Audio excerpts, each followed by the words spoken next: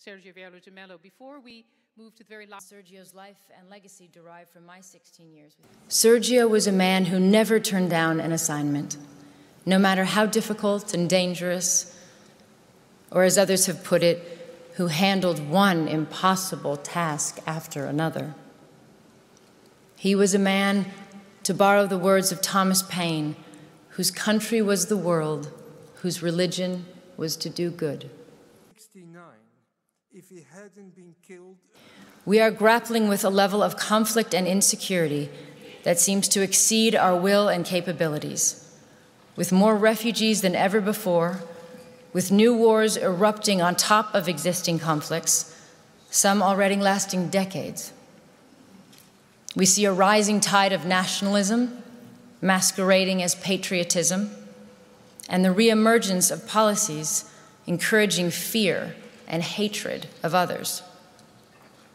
We see some politicians elected partly on the basis of dismissing international institutions and agreements, as if our countries have not benefited from cooperation but actually been harmed by it. By our foundation.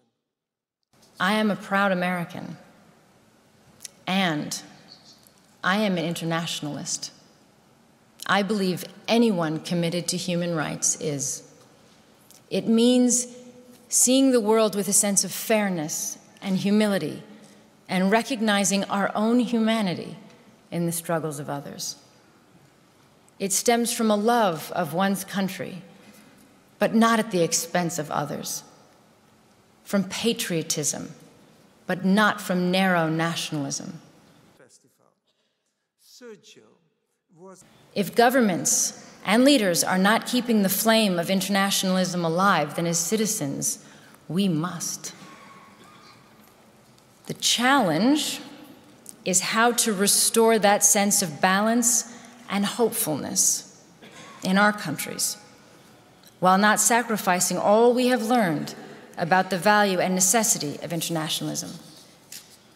Because a world in which we turn our back on our global responsibilities will be a world that produces greater insecurity, violence, and danger for us and for our children.